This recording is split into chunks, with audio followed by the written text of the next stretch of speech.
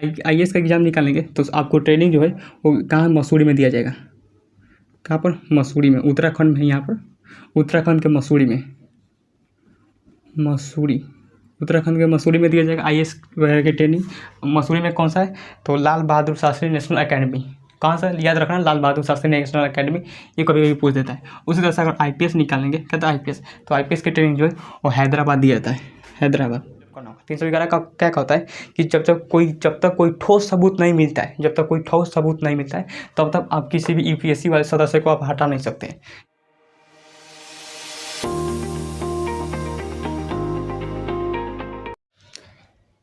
जय हिंद।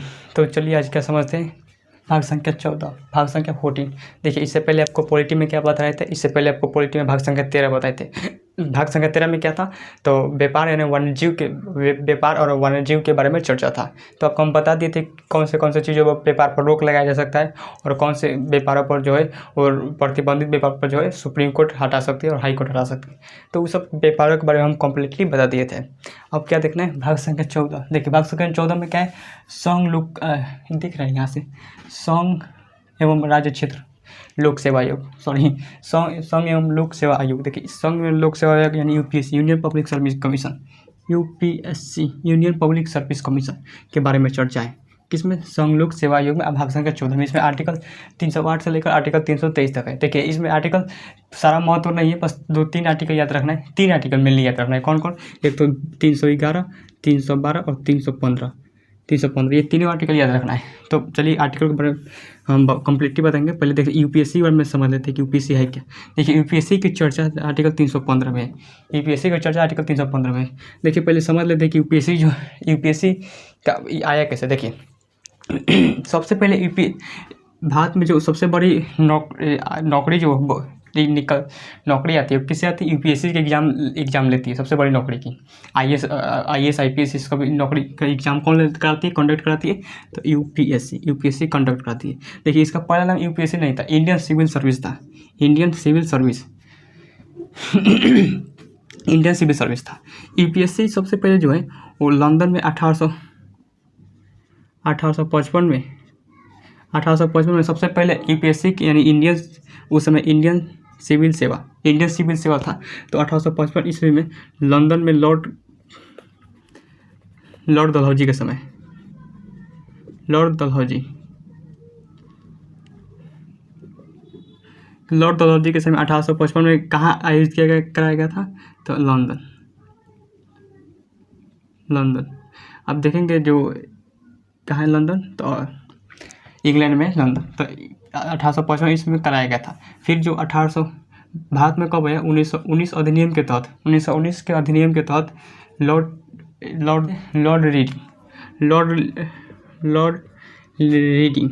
रीडिंग के समय क्या है, UPSC भारत में आया। हालांकि उस समय UPSC नहीं कहा जाता, उस समय इंडियन सिविल सेवा कहा जाता था, इंडियन सिविल सर्विस कहा जाता था। तो पहली बार परीक्षा जो था 1922 ईस्वी में जो है वो कहाँ UPSC की परीक्षा आयोजित किया गया था? इलाहाबाद। सबसे पहला UPSC की परीक्षा कहाँ लिया गया था? इलाहाबाद में। तो समझ गए भारत में कब आया था? 1919 अधिनियम के तहत, ये समझ लेते हैं। देखिए UPSC जो है वो बड़े एग्जाम को कंडक्ट कराती है, जैसे IAS हो गया, IPS हो गया, IFS हो गया, इन सब के कंडक्ट कराती है। देखिए कोई भी राज्य जो है, कोई भी देश जो है अपने अधिकारी की नियुक्ति UPSC के माध्यम से ही करती है। जैसे भारत में देखेंगे तो बड़े बड़े अधिकारी की नियुक्ति कैसे की जाती है? UPSC के माध्यम से की जाती है। फिर राज्य सरकार अपने अधिकारी की नियुक्ति वो अपने स्टेट पीसी से करती है। कैसे करती है? जैसे 3 सेवा मिलेंगे, कौन कौन? एक होता है अखिल भारतीय सेवा। कौन होता है? अखिल भारतीय सेवा, अखिल भारतीय सेवा, all India service, Akhil Bharatiya सेवा। दूसरा क्या होता है? दूसरा होता है संघ लोक सेवा आयोग, संघ लोक सेवा आयोग।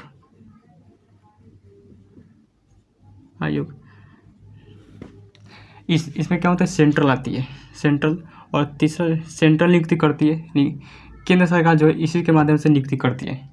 किसके माध्यम से? संघ लोक सेवा आयोग से, इंडियन पब्लिक सर्विस कमीशन से। तो अखिल भारतीय सेवा में आएगा। तीसरा जो आता है कौन आता है? राज्य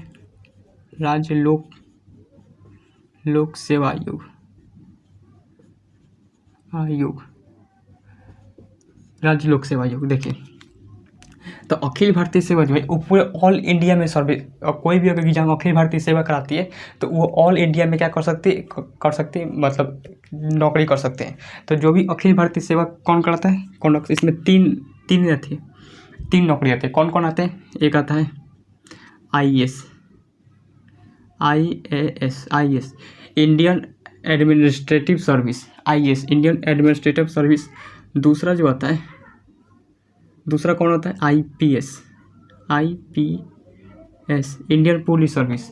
और एक तीसरा आता है IFS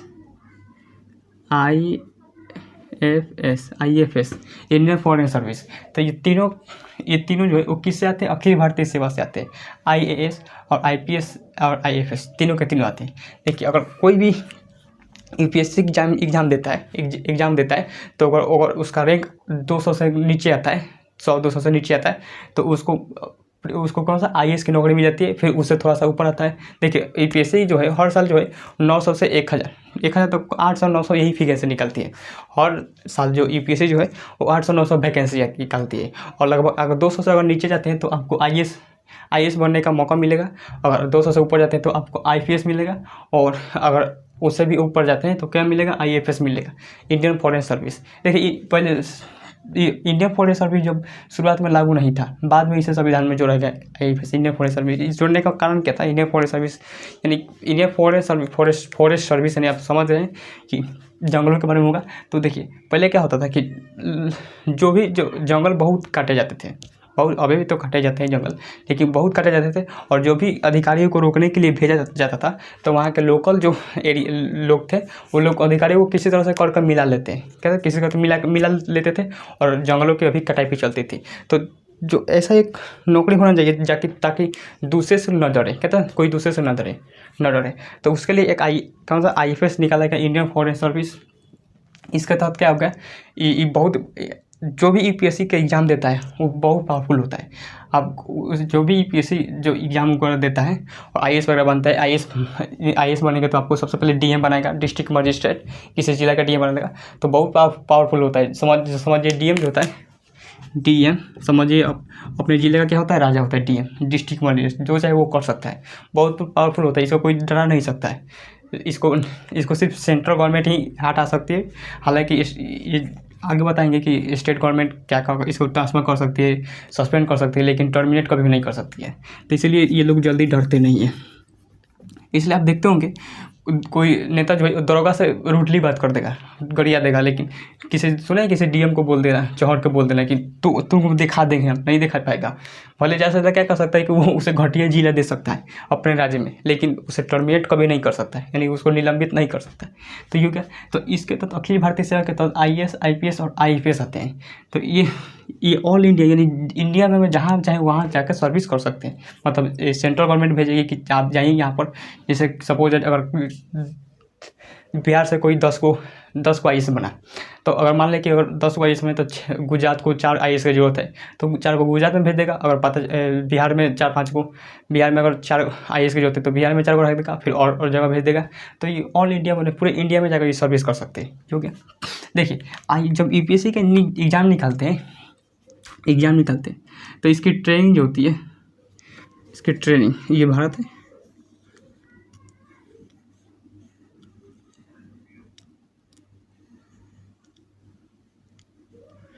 देखिए अब जब एग्ज़ाम निकालते हैं क्या करते हैं, एग्ज़ाम निकालते हैं, IAS का एग्ज़ाम निकालेंगे तो आपको ट्रेनिंग जो है वो कहाँ, मसूरी में दिया जाएगा। कहाँ पर? मसूरी में, उत्तराखंड में। यहाँ पर उत्तराखंड के मसूरी में, उत्तराखंड के मसूरी में दिया जाएगा IAS वगैरह की ट्रेनिंग। मसूरी में कौन सा है? तो लाल बहादुर शास्त्री नेशनल अकेडमी। कहाँ से याद रखना, लाल बहादुर शास्त्री नेशनल अकेडमी, ये कभी कभी पूछ देता है। उसी तरह से अगर IPS निकालेंगे, कहता है IPS, तो IPS की ट्रेनिंग जो है वो हैदराबाद दिया जाता है। हैदराबाद बात कहाँ दिया जाता है, हैदराबाद दिया जाता है। हैदराबाद में कहाँ पर, तो हैदराबाद में सरदार वल्लभ भाई पटेल नेशनल एकेडमी जो है कहाँ पर, हैदराबाद में। फिर अगर उसी तरह से IPS की ट्रेनिंग कहाँ दी जाती है, तो यहाँ पर देहरादून, उत्तराखंड की राजधानी है Dehradun, Dehradun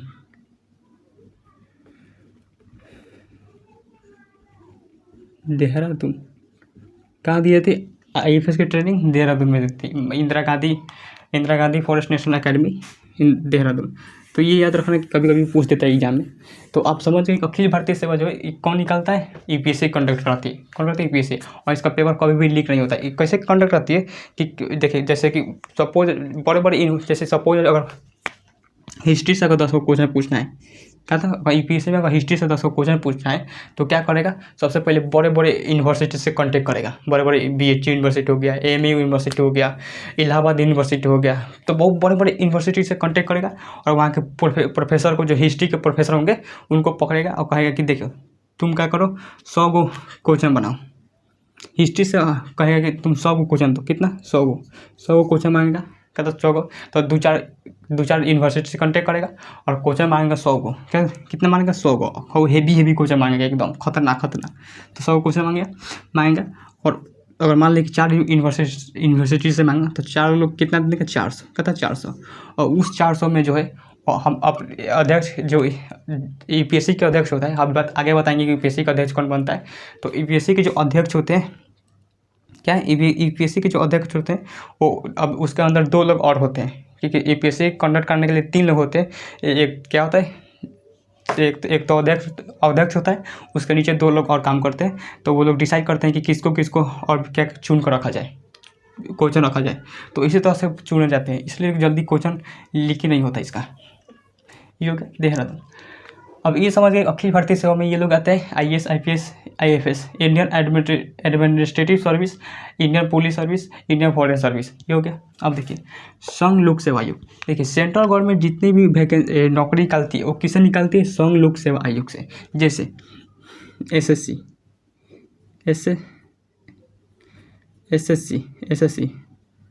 staff selection commission, SSC staff selection commission कौन निकालती है, संघ लोक सेवा आयोग। कौन निकालती है, संघ लोक सेवा आयोग, SSC। रेलवे हो गया, रेलवे भी कौन निकालती है, संघ लोक सेवा आयोग। जितने भी सेना हो गया, क्या था, सेना हो गए, तो सब कौन नौकरी निकालते हैं, संघ लोक सेवा आयोग। तो जितने भी SSC से कर्मचारी बनते हैं, कोई भी ऑफिसर बनते हैं, तो कौन निकालता है, वो संघ लोक सेवा आयोग, संघ लोक सेवा आयोग। और रेलवे जो है, रेलवे क्या करता है, रेलवे जो है संघ लोक सेवा आयोग, सेना भी संघ लोक सेवा आयोग, और भी चीज़ें आते हैं। तो ये हो क्या, देखिए उसी तरह से राज्य लोक सेवा आयोग, जो राज्य अपने अधिकारियों की नियुक्ति करते हैं, SDM वगैरह अब देखे होंगे, तो कौन से करते हैं, जैसे स्टेट PCS। जैसे बिहार जो है वो अपने अधिकारियों की नियुक्ति किसके माध्यम से करता है, BPSC, Bihar public service commission. उसी तरह से झारखंड कैसे निकालेगा, JPSC के माध्यम से झारखंड पब्लिक सर्विस कमीशन। उसी तरह से यूपी जो है यूपी पब्लिक सर्विस कमीशन, समझ गए। UPSC होता है, UPSC ये यूनियन पब्लिक सर्विस कमीशन होता है, यूनियन पब्लिक सर्विस कमीशन। हटाते इसको। अब देखिए उसी तरह से राज्य में क्या निकलता है, आप दरोगा देखे होंगे, दरोगा हो गया, या फिर बिहार पुलिस हो गया, बिहार पुलिस हो गया। और भी क्या क्या चीज़ें, टीचर की वैकेंसी हो गया, शिक्षक टीचर की वैकेंसी हो गया। तो ये सब कौन निकलता है, राज्य लोक सेवा आयोग। और संघ लोक सेवा आयोग देखेंगे तो SSC हो गया, रेलवे हो गया, सेना, और भी जितने भी चलते हैं। पोस्ट ऑफिस देखेंगे, पोस्ट ऑफिस कौन निकालता है, संघ लोक सेवा आयोग। ये समझ गए। अब देखिए इसकी सैलरी कौन कौन देता है, देखिए अखिल भारतीय सेवा यानी यूपीएससी जब अधिकारियों की नियुक्ति करती है, तो अधिकारियों की नियुक्ति, जैसे कि सपोज कोई IAS IPS या फिर IFS बन गया, तो उसको क्या करेगी, सबसे अब बन जाने के बाद क्या कर देगी, पहले अगर IAS बनाए तो उसको मसूरी में लाल बहादुर शास्त्री नेशनल अकेडमी क्या कर देगी, ट्रेनिंग देगी और ट्रेनिंग देने के बाद उन सबको कहाँ बुलाया जाएगा, राष्ट्रपति के कमरे में बुलाया जाएगा, राष्ट्रपति भवन में बुलाया जाएगा। और राष्ट्रपति भवन में बुलाकर उनको क्या कर देगा, एक भाषण मतलब खाने पर बुलाएंगे, खाना खाने के बाद वो सब भाषण वगैरह देते हैं, जैसे कि आपने ट्रेनिंग में क्या क्या सीखा है और आगे जगह क्या क्या करना चाहते हैं वो सब आपको बताएंगे भाषण में। फिर बताने के बाद आपको कैटेगरी डिसाइड कर देगा कि बताइए आपको कहाँ जाना है, तो आपको चूज करके भेज देगा। जैसे सपोज किसी को IAS को भेज दिया, कहाँ भेज दिया, गुजरात भेज दिया, या फिर पश्चिम बंगाल भेज दिया, या फिर दक्षिण भारत में देंगे केरल भेज दिया, तमिलनाडु भेज दिया, तो वो सब भेज देता है। और अब देखिए, अब इसकी सैलरी जो होती है, नियुक्ति कौन करता है, पहले नियुक्ति इसको देंगे। इसकी जो नियुक्ति करती है, नियुक्ति कौन करती है, सेंट्रल गवर्नमेंट, सेंट्रल गवर्नमेंट। और इसकी सैलरी कौन देती है, सैलरी कौन देती है, तो सैलरी जो होती है वो स्टेट गवर्नमेंट। जैसे कि मान लें कि अगर किसी IAS को कहाँ भेज दिया गया, जैसे सपोज यूपी में जो है वो 2 गो जिले में DM की कुर्सी खाली है, तो DM बना कर भेज दिया। IAS नहीं DM बनते हैं, डिस्ट्रिक्ट मजिस्ट्रेट। और DM बनने के बाद बहुत ऊँचा जाते 10-20 साल जब DM रहते हैं, तो फिर सचिव बनते हैं, फिर सचिवालय में जाते हैं, फिर सचिवालय में से जो बहुत पुराट हैवी जो टॉपर होता है, तो उसको बनाया जाता है UPSC का अध्यक्ष। जो UPSC अध्यक्ष चुनते अपने 2-4 आसपास में। सचिवालय जो है कैसे एक कमरा रहता है, छोड़िए अभी बता देते हैं, बताएंगे अभी रुक जाओ। सैलरी कौन देती है, स्टेट गवर्नमेंट। और नियुक्ति कौन करती है, सेंट्रल गवर्नमेंट नियुक्ति करती है, और जिस राज्य में भेज देगी उस राज्य में उसे क्या कर देगी, सैलरी देगी। वो राज्य जो है उसे सैलरी देगा। और वो राज्य जो है वो उसे टर्मिनेट करने का अधिकार नहीं है। इसे टर्मिनेट करने का अधिकार सिर्फ किसको, केंद्र सरकार के पास, यानी प्रधानमंत्री के पास होता है लगभग। तो राज्य चाहे तो उसको उस पर दबाव नहीं बना सकता, क्योंकि उसको प्रमोशन से ना मतलब है, ना ही उसे सस्पेंड कर सकता है। लेकिन हाँ, सस्पेंड कर सकता है, लेकिन निलंबित नहीं कर सकता है, पूरी तरह से हमेशा के लिए टर्मिनेट नहीं कर सकता। और देखिए, जो भी ये UPSC के माध्यम से जो परीक्षा पास करते हैं और जिस राज्य में गए, तो उस राज्य जो है वो दबाव नहीं बना सकता है, क्योंकि ये लोग राज्य के हिसाब से नहीं कि कौन इसकी नियुक्ति की है, सेंट्रल गवर्नमेंट। और सेंट्रल गवर्नमेंट ही क्या करती है, उसे टर्मिनेट कर सकती है, ये हो गया। अब देखिए, तो इसको नियुक्ति करते हैं सेंट्रल गवर्नमेंट, सैलरी कौन देता है, स्टेट गवर्नमेंट, ये हो गया।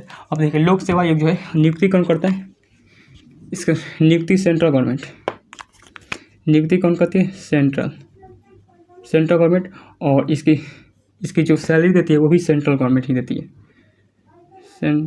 सेंट्रल गवर्नमेंट ही देती है। और इसकी जो राज्य लोक सेवा आयोग जो इसकी नियुक्ति करती है स्टेट गवर्नमेंट, और सैलरी भी जो होती है स्टेट गवर्नमेंट।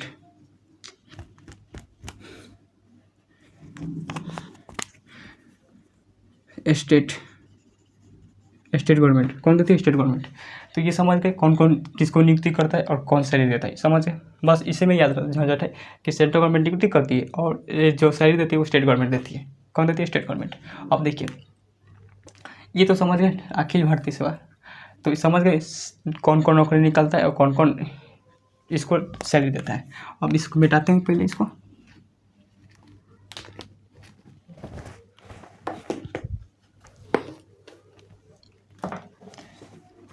अच्छा, एक चीज़ बताना तो भूल ही गए। देखिए, अगर मान ली कि राज्य अपने अधिकारी को नियुक्ति कैसे, स्टेट PCS के माध्यम से करता है। सपोज बिहार BPSC है, बिहार पुलिस सर्विस कमीशन। और ये UPSC है, PSC है, यूनियन पब्लिक सर्विस कमीशन, जिससे कि IAS Indian administrative service, IPS Indian police service, IFS Indian police service. तो अब UPSC का एग्जाम निकालेंगे तभी अब ये कैटेगरी ले सकते हैं, कैटेगरी चुन सकते हैं, वरना नहीं। अगर PCS का एग्जाम मिलेंगे तो PCS में आपको क्या मिलेगा, PCS में आपको SDM बनने को मिलेगा, क्या मिलेगा, SDM बनने के लिए। और भी बहुत सारे पद होते हैं, वो सब बनने को मिलेगा। लेकिन सपोज डेट अगर BPSC से आप परीक्षा पास किए, BPSC निकाले और BPSC में बहुत अच्छा काम करते हैं, कहते हैं बहुत अच्छा काम करते हैं, तो क्या UPSC आपको बुला सकते हैं कि नहीं बुला सकती है। कितने लोग बता सकते हैं कि BPSC में जब आप बहुत अच्छा काम करते हैं तो क्या UPSC आपको बुला सकती है, एकदम बुला सकती है। क्यों, बीपीएससी जो एकदम बुला सकती है। आप बीपीएससी के माध्यम से अगर मान लें कि कहीं के एसडीएम बने और बहुत अच्छा काम कर रहे हैं तो आपको यूपीएससी क्या करेगा, कहेगा कि आप हमारे यहाँ आ जाइए, आप वहाँ क्या कर रहे हैं, आपकी जगह तो यहाँ पर है, तो आपको उठाकर कहाँ बना देगा, डीएम वगैरह बना देगा, या फिर और भी बहुत सारे पद होते हैं तो बना देगा। समझ गए, हटाते हैं।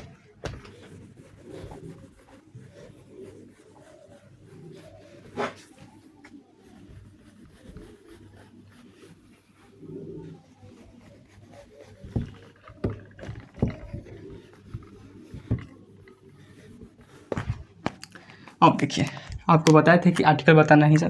देखिए आर्टिकल 311 क्या कहता है, क्या था आर्टिकल 311। देखिए आर्टिकल 311 कहता है यूपीएससी वालों को रक्षा क्या करता है, रक्षा करता है। जैसे अगर सपोज कोई भी व्यक्ति अगर कहीं का डीएम है, कहता है डीएम है, तो यूपीएससी निकाला होगा तभी आप डीएम बने होंगे, तो कहीं का डीएम है तो वहाँ उसको आप हटाना चाहते हैं, क्या करते हैं, हटाना चाहते हैं, तो अब इस तरह से तो हटेगा नहीं। कैसे नहीं हटेगा, तो क्योंकि वो बहुत कठिन परीक्षा पास किया है, कहता है बहुत ही कठिन परीक्षा पास किया है, और अब मान ले कोई नेता कहे कि ये हमारे काम में टांग आता है, इसको मुख्यमंत्री से कह के हटा दो, तो मुख्यमंत्री तो हटा नहीं सकते, भले टर्मिनेट सस्पेंड कर सकते हैं लेकिन टर्मिनेट नहीं कर सकते। तो कहे कि अच्छा, लेकिन प्रमोशन में छूट अटका देते हैं, क्योंकि जितने भी जो है मंत्री हो गए या फिर जितने भी विधायक हुए उन विधायक ही मिलकर क्या बनते हैं, मंत्री बनते हैं। तो मंत्री से कंप्लेंट कर देगा तो वो उसको प्रमोशन अटक जाता है। तो कहे कि अगर मान लीजिए ये लोग चाहते हैं कि हम लोग क्या कर दें, किसी डीएम को हटाना चाहते हैं, तो डीएम को हटाने के लिए सबसे पहले आर्टिकल 311 का फुल फिलअप करना होगा। 311 का क्या कहता है कि जब तक कोई ठोस सबूत नहीं मिलता है, तब तक आप किसी भी यूपीएससी वाले सदस्य को आप हटा नहीं सकते हैं। कहता है सर हटा नहीं सकते हैं, और ठोस सबूत मिल भी गया तो आपको सुप्रीम कोर्ट में मुकदमा दायर करना होगा। किसमें, सुप्रीम कोर्ट में मुकदमा दायर करना होगा, और उस मुकदमा में आप साबित कर देते हैं कि हाँ ये जो डीएम वगैरह आईएएस वगैरह जो आईपीएस है वो अच्छे से काम नहीं कर रहे हैं, ये योग्य नहीं है, और आप साबित कर देते हैं तब उसे हटाया जा सकता है, वरना इसे नहीं हटा सकते। किसको, यूपीएससी वालों को। देख रहे हैं कितना खतरनाक होता है। और ये हो गया 312 क्या कहता है, देखिए 312 कहता है नया अखिल भारतीय सेवा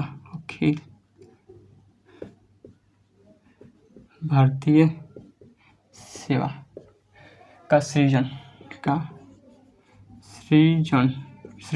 देखिए अगर सपोज अगर यूपीएससी है, ये ऑल इंडिया सर्विस है, पूरे इंडिया में ओवरऑल इंडिया में आप सर्विस कर सकते हैं, ये इसको एग्जाम निकालने के बाद। तो देखिए अगर मान लें कि यूपीएससी की तरह एक और नौकरी निकालना चाहते हैं, क्या करना है, एक और नौकरी निकालना चाहते हैं तो उस किस अधिकार के तहत, आर्टिकल 312। ये आपको हम बताए हुए हैं। जो याद कीजिए, जब लोकसभा और राज्यसभा पढ़ा रहे थे, लोकसभा की शक्तियाँ जब पढ़ा रहे थे और राज्यसभा की शक्तियाँ पढ़ा रहे थे, तो उस समय आपको हम बताए थे कि जो राज्यसभा की जो शक्तियाँ है वो बहुत सारे कुछ में मामले में राज्यसभा की शक्तियाँ ज़्यादा है। जैसे नया एक यूपीएससी वाले जो एक नया क्या करना है, नया एक नौकरी निकालना है, तो उस सबसे पहले कौन निकालेगा, राज्यसभा। आपको बताए थे लोकसभा और राज्यसभा। तो अगर नया निकालना है, यूपीएससी की तरह एक और नौकरी निकालना है, जैसे कोई भी नौकरी हो गया तो निकालना है, तो कौन सबसे पहले शुरू करेगा, शुरू कौन करेगा, तो राज्यसभा। पारित तो दोनों लोग करेंगे, शुरू करेगा राज्यसभा और कहाँ भेजेगा, लोकसभा में। लोकसभा भी अगर पारित कर देगा तो लोकसभा ये कहाँ जाएगा, राष्ट्रपति के पास।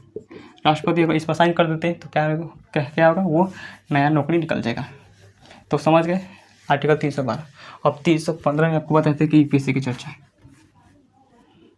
315 में किसकी चर्चा है, यूपीएससी। देखिए यूपीएससी के अध्यक्ष होते हैं, क्या होते हैं, अध्यक्ष। यूपीएससी के अध्यक्ष होते हैं और वहीं यूपीएससी के एग्ज़ाम को कंडक्ट कराते हैं, इंटरव्यू लेते हैं, वो सही। तो यूपीएससी के अध्यक्ष की नियुक्ति जो है, यूपीएससी के अध्यक्ष की नियुक्ति प्रधानमंत्री की सलाह पर कौन करते हैं, राष्ट्रपति।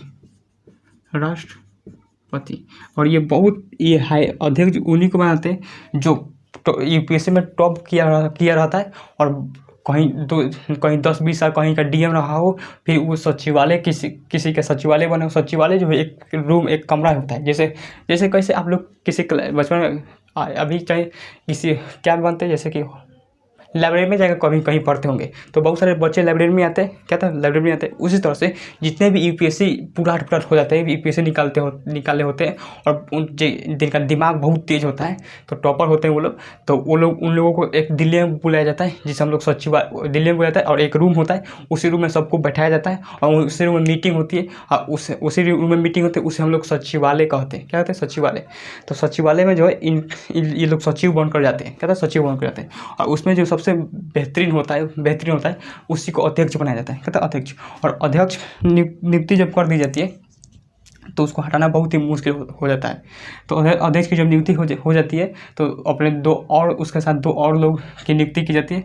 तो वही लोग क्या करते हैं जाके इंटरव्यू पैनल पर बैठते हैं, और दिल्ली में अब इंटरव्यू अगर यूपीएससी निकालते तो आपको जाना पड़ेगा दिल्ली में आपको इंटरव्यू देने जाना पड़ेगा, और उसी सचिवालय में जाकर आप बैठकर इंटरव्यू देंगे।